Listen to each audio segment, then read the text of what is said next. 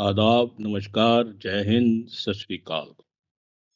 दोस्तों, कुछ वक़्फ़े के बाद फिर हाज़िर ख़िदमत हैं। आज हम बहुत ही मुख़्तसर सी बात करेंगे बजट के ऊपर। बजट जो अब अभी जो मरकज़ी यानी सेंट्रल सरकार ने पेश किया है।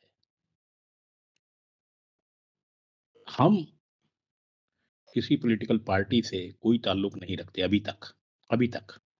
कल क्या हो जाए, ये रब जानता है, अल्लाह जानता है, वाहेगुरु जानता है।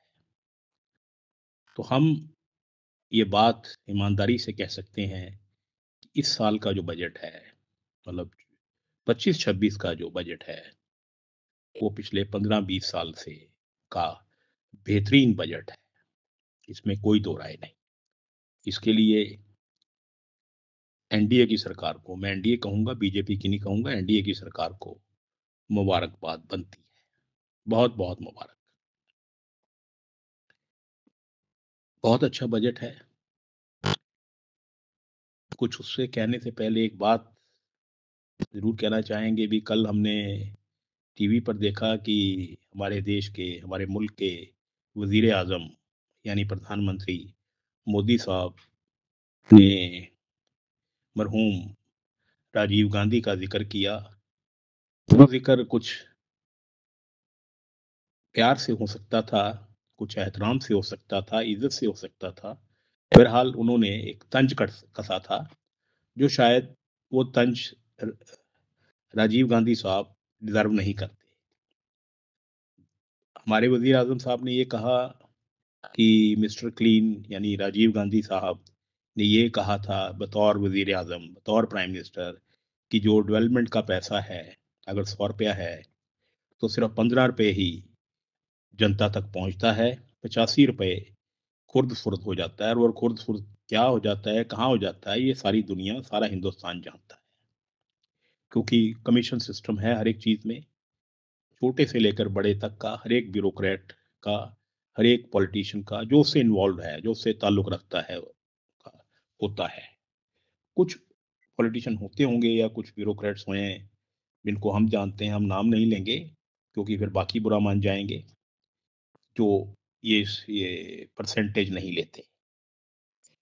तो राजीव जी ने ये बिल्कुल ठीक कहा था कि 15% लोगों तक पहुँचता है। 10 साल डॉक्टर मनमोहन सिंह साहब की सरकार रही, 5 साल वाजपेयी साहब की रही, 10 साल ये रह गई। तकरीबन 25 साल के बाद भी जो राजीव जी ने कहा था, वो वहीं खड़ा है। सिर्फ़ फ़र्क इतना हुआ है कि तब ₹15 लगते थे 100 में से, अब 25 या ₹27 लगने लग गए हैं। बाकी 30 या बाकी 70 या ₹67 क्यों नहीं लगते, कहाँ लगते हैं, ये सब जानते हैं। हमारा सिस्टम ऐसा है, उस सिस्टम से बाहर कोई ना आ सका है, ना कोई आएगा, ना कोई कोशिश करता है। लेकिन चलिए बजट पे आते हैं, वो सियासी बात थी, सियासतदान ने अपने फ़ायदे की ही बात करनी है और दूसरे को हमेशा बुरा कहना है। इस बजट में 12 लाख तक की इनकम टैक्स में डायरेक्ट छूट दी गई है। बहुत काबिले तारीफ़ बात है। हमारी रिसर्च टीम ने बताया कि हिंदुस्तान में तकरीबन, सारे हिंदुस्तान में, सेंटर के और मरकज़ों में, सेंटर के और सूबों के मिलाकर तकरीबन 6 करोड़ के करीब पेंशनर हैं। और 6 करोड़ पेंशनर में से 80% पेंशनर, 80 या 78% पेंशनर ऐसे हैं जो 1 लाख से कम पेंशन ड्रॉ करते हैं, या बनती है या मिलती है। तो 80% या 78% लोगों को सीधा फ़ायदा पहुँचेगा। उसमें फोर्सेज़, पैरामिलिट्री फोर्सेज़, सिविलियन, जजेस सब आ जाते हैं। ऐसे ही जो सैलरीड पर्सन हैं, उनमें से भी बहुत ज़्यादा, तकरीबन 40 से 45% ऐसा अवाम है, ऐसा एम्प्लॉयी है, जिसकी सैलरी 1 लाख से कम है, तो उनको भी फ़ायदा पहुँचेगा। लेकिन बेहतर ये होता कि हमारे वज़ीर ख़ज़ाना इसका फ़ायदा, 12 लाख का फ़ायदा सब पेंशनर और सब एम्प्लॉइज़ तक पहुँचाते।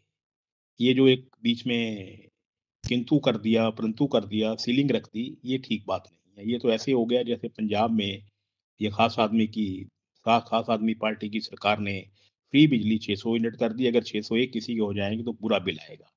तो यही हमारी वज़ीर ख़ज़ाना मैडम ने किया है, जो कि शायद ठीक नहीं है।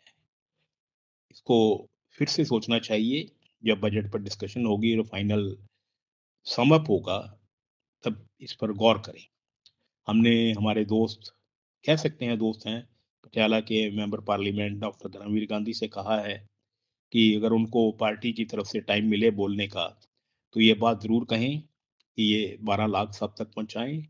और दूसरा, एक बात मैं कहना चाहूँगा, डॉक्टर गांधी को भी मैंने कही है, गुज़ारिश की है, कही नहीं गुज़ारिश की है, बड़े आदमी हैं, गुज़ारिश करना ही बनता है मेरा, क्योंकि मैं तो एक बहुत ही मामूली सा आदमी हूँ, मेरी कोई ना हैसियत है, ना कोई औकात है।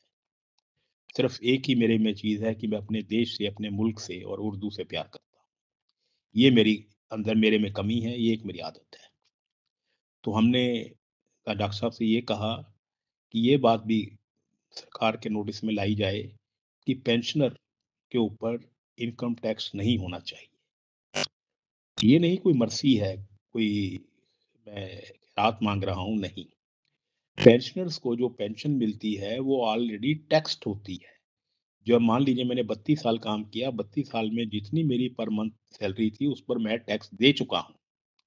मैंने जो पेंशन आज मैं ले रहा हूँ, वो मेरी सैलरीड इनकम में से मेरे को अब मिल रही है, उसके एवज़ में मिल रही है।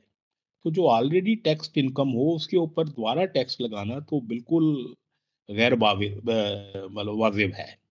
किसी तरह से कोई लॉजिक नहीं बनता उसके ऊपर। इस पर भी हमने कहा है, गौर करने के लिए हम ये छोटा-सा वीडियो भी डाल रहे हैं। अगर कोई गलती से मेंबर पार्लियामेंट सुने, क्योंकि हम गांधी साहब के अलावा पंजाब में और किसी एमपी तक पहुंच नहीं कर सकते।